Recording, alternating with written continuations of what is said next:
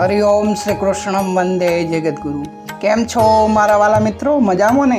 ફરી એકવાર આપ સૌની ઉપસ્થિતિનું હું આપણી ગીતા જ્ઞાન ગંગાની ખાસ વિશેષ શ્રેણી સંપૂર્ણ સનાતન ધર્મ પરિચય જ્ઞાન ગંગામાં હાર્દિક સ્વાગત કરું છું। સૌને મારા જય શ્રી કૃષ્ણ, રામ રામ, જય માતાજી, રાધે રાધે। અને મિત્રો, આજથી શ્રાવણ માસ શરૂ થાય છે, તો હર હર મહાદેવ હર। તો મારા વાલા મિત્રો, આપણે સનાતન ધર્મનો પ્રથમ ભવ્ય તબક્કો 4 વેદો પૂરી કરી, બીજો તબક્કો વેદાંત અને ઉપનિષદ ચાલુ છે। તો મિત્રો, આજે ખાસ અને દિવ્ય ઉપનિષદ 7મી ઉપનિષદ, જેને તૈત્તરીય ઉપનિષદ કહે છે। મિત્રો, આ ઉપનિષદ આપણને મનુષ્ય માત્રને આકાશમાં ઉડવાનું કે સંસાર છોડવાનું શીખવતી નથી, પરંતુ વિજ્ઞાન, શિસ્ત, મર્યાદા અને સદાચાર સાથે જીવન જીવીને બ્રહ્મ જ્ઞાન સુધી પહોંચવાનો વ્યવહારિક માર્ગ બતાવે છે। તો આવો આપણે સૌ સાથે મળી આપણા સનાતન ધર્મના દિવ્ય ગ્રંથોમાંનું 7મું ઉપનિષદ તૈત્તરીય ઉપનિષદનો પરિચય મેળવીએ। તો મિત્રો, ગઈકાલે મંડુક્ય ઉપનિષદના અમર અને દિવ્ય જ્ઞાન પછી આજે આપણે કૃષ્ણ યજુર્વેદ સાથે જોડાયેલા શિક્ષણવલ્લી, પંચકોશ વિજ્ઞાન અને આત્મા આનંદનું મધુર ચિંતન કરાવતા 7મા મુખ્ય ઉપનિષદ તૈત્તરીય ઉપનિષદ વિશે આપણી 14 સ્ટેપ પદ્ધતિ મુજબ સંપૂર્ણ અને સ્વતંત્ર પરિચય મેળવીએ। તો મિત્રો, આનું નામ આપણે જોયું તૈત્તરીય ઉપનિષદ। આની વ્યાખ્યા તો મહર્ષિ યાજ્ઞવલ્કજી દ્વારા ત્યાગવામાં આવેલા યજુર્વેદના મંત્રોને મહર્ષિ વૈષ્ણપાયના શિષ્યોએ તિત્તર એટલે કે તેતર પક્ષીનું રૂપ ધારણ કરીને એને ચણી લીધા અર્થાત ગ્રહણ કરી લીધા હતા। આથી આ શાખા તૈત્તરીય અને તે આધારિત ઉપનિષદ એટલે કે તૈત્તરીય ઉપનિષદ કહેવાયું। મિત્રો, બીજો પોઈન્ટ, મૂળ ઉદ્ગમ સ્થાન, આનો વેદ સાથે સંબંધ તો આપણે જોઈ ગયા કે આ ઉપનિષદ કૃષ્ણ યજુર્વેદની તૈત્તરીય આરણ્યકના 7મા, 8મા અને 9મા અધ્યાયમાંથી લેવામાં આવ્યું છે। તે ભારતીય સંસ્કૃતિ, સદાચાર, શિક્ષણ અને વૈદિક નીતિ મૂલ્યોનો સૌથી મહત્વનો પાયો ગણાય છે। મિત્રો, ત્રીજો પોઈન્ટ, કદ અને રચના। તો રચના આ ઉપનિષદના 3 મુખ્ય ભાગો એટલે કે વલ્લીઓમાં વહેંચવામાં આવ્યું છે। પહેલી શિક્ષાવલ્લી, તેના 12 અનુવાદક એટલે કે 12 ભાગો છે, શિક્ષણ, ઉચ્ચારણ અને જીવનશૈલી। બીજી વલ્લી બ્રહ્માનંદ વલ્લી, તો તેના 9 ભાગ છે, પંચકોશ અને બ્રહ્માનંદ વિશે એમાં લખાણ છે। ત્રીજી ભૃગુવલ્લી, તો તેના 10 ભાગ છે, તપ અને બ્રહ્મ જ્ઞાનની શોધ।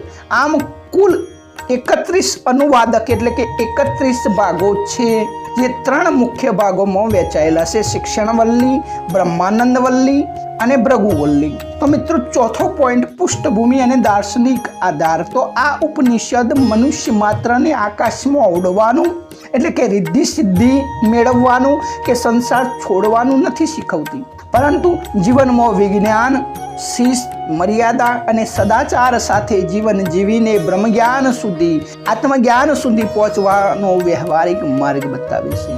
મિત્રો, આ ઉપનિષદમાં શાંતિ મંત્ર અત્યંત પ્રચલિત છે, જે આપણે મોટા મોટા યજ્ઞોમાં સાંભળીએ છીએ કે ઓમ સન્નો મિત્ર સમ વરુણમ સન્નો ભવત્તર્યામા સમ ન ઇન્દ્રો બૃહસ્પતિ સન્નો વરુણ રુક્રમ નમો બ્રહ્મણે નમો વાયો મમેવ પ્રત્યક્ષ બ્રહ્માસ્મિ ઓમ શાંતિ શાંતિ શાંતિ। તો મિત્રો, છઠ્ઠો પોઈન્ટ, પ્રથમ વલ્લી, જે શિક્ષાવલ્લી કહેવાય છે। તો આ વલ્લીના મંત્રોના સાચા ઉચ્ચારણ, તેના વર્ણ, તેના સ્વર, તેના માત્રા અને તેનું બળ એટલે કે ફળનું વૈજ્ઞાનિક વિશ્લેષણ છે। આમાં જ્ઞાન પ્રાપ્તિ, એકાગ્રતા, સંયમી જીવન જીવવા માટે વિવિધ આધ્યાત્મિક ઉપાસનાઓનું વર્ણન છે। 7મો પોઈન્ટ મિત્રો, પ્રાચીન દીક્ષા સમારોહ, કે સૌ પહેલા ગુરુજી જ્યારે દીક્ષા આપતા એ સમયમાં તો ગુરુનો આદેશ શિક્ષાવલ્લીના 11મા અનુવાદકમાં એટલે કે ભાગમાં જ્યારે અભ્યાસ પૂર્ણ કરીને ગૃહસ્થાશ્રમમાં પ્રવેશતા શિષ્યોને ગુરુ જે અંતિમ ઉપદેશ આપતા તે આજના સમયમાં અમરબોધ છે. સત્યમ વદમ ધર્મચર સાધ્યાયમના મા પ્રમદ. આનો અર્થ થાય મિત્રો, સત્ય હંમેશા બોલો, હંમેશા ધર્મનું પાલન કરો, સ્વાધ્યાય અને ભણવામાં આળસ ન કરો. સાથે સાથે માતૃદેવો ભવ, પિતૃદેવો ભવ, આચાર્ય દેવો ભવ, અતિથિ દેવો ભવ.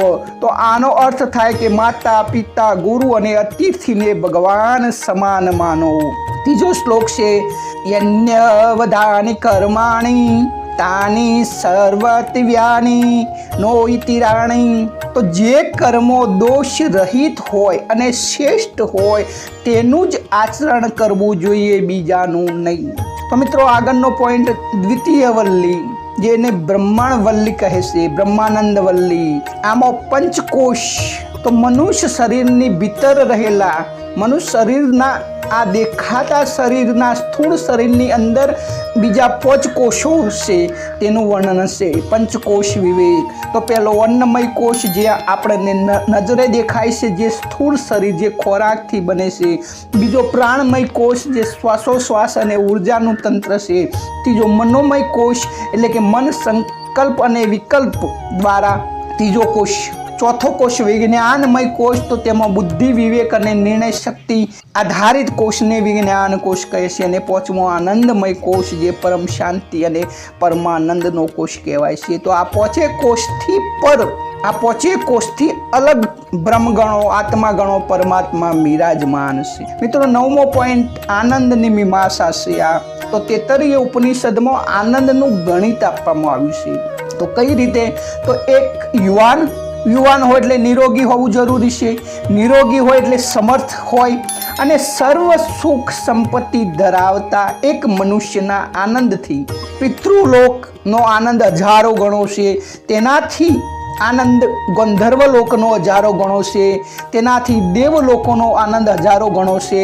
દેવલોકથી ઇન્દ્રલોકનો આનંદ હજારો ગણો છે.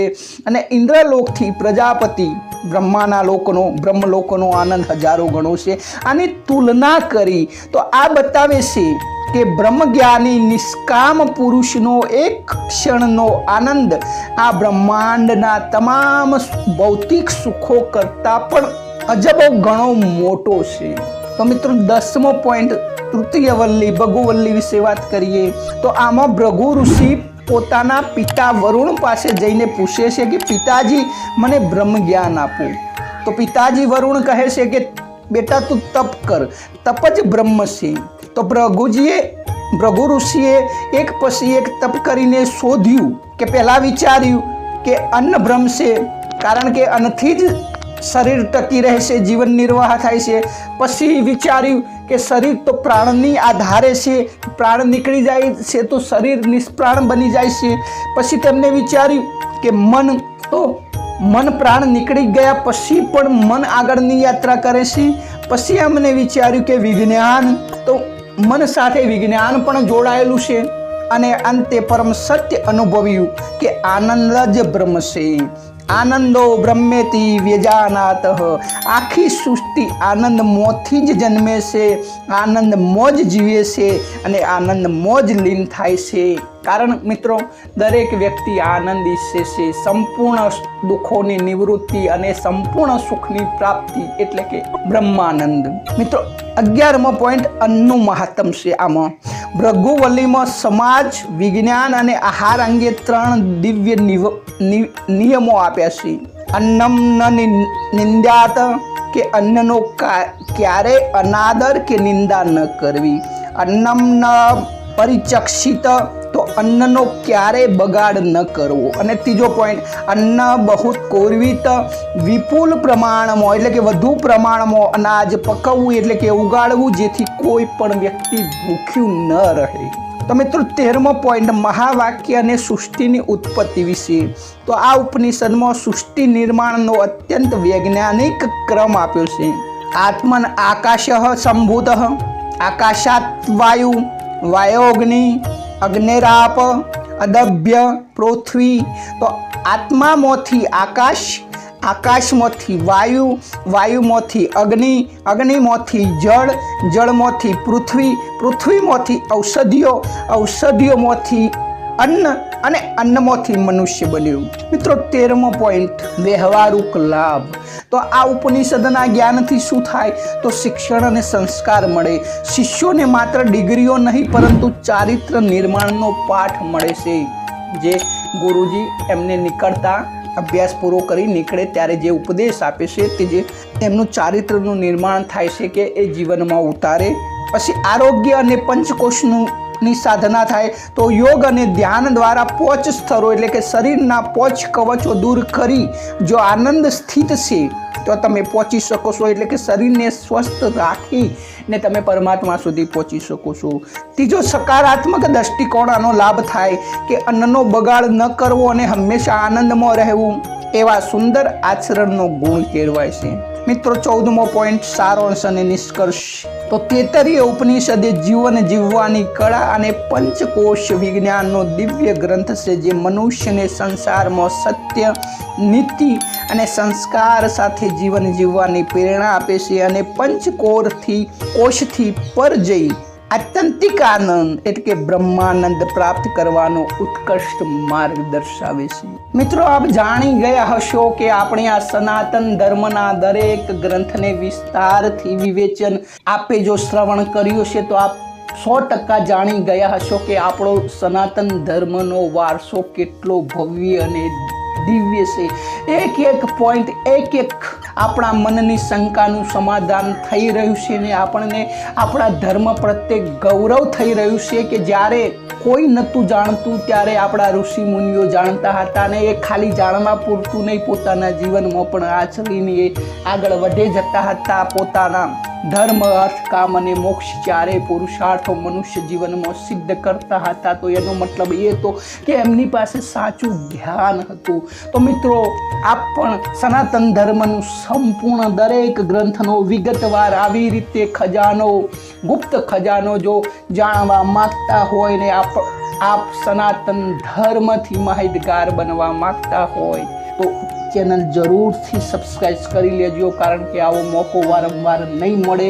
અને સાથે સાથે શેર, લાઈક, કોમેન્ટ તો મિત્રો અવશ્ય કરજો જેથી આવો સનાતન ધર્મનો ભવ્ય વારસો વધુના વધુ લોકો સુધી પહોંચી શકે. તો મારી નમ્ર અરજ છે સત્સંગને અહીં વિરામ આપીએ. અને મિત્રો આપે આપનો કિંમતી સમય સનાતન ધર્મ ગ્રંથો માટે અને મને સાંભળવા આપ્યો તે બદલ આપનો પણ ખૂબ ખૂબ ધન્યવાદ. આવતીકાલે ફરી મળીશ સનાતન ધર્મની 8મી ઉપનિષદ એતરીય ઉપનિષદ. એતરીય ઉપનિષદ ઋગ્વેદના એતરેય આરણ્ય અંતર્ગત આવે છે. આ કદમો નાનો પણ સૃષ્ટિની ઉત્પત્તિનું રહસ્ય ખોલનારું છે. તો મિત્રો આવતીકાલે આપણે સૃષ્ટિના રહસ્યનું સંપૂર્ણ જ્ઞાન મેળવવા જઈ રહ્યા છીએ. તો આવતીકાલે ફરજિયાત પધારજો. સૌને મારા જય શ્રી કૃષ્ણ, રામ રામ, જય માતાજી, રાધે રાધે, હર હર મહાદેવ હર.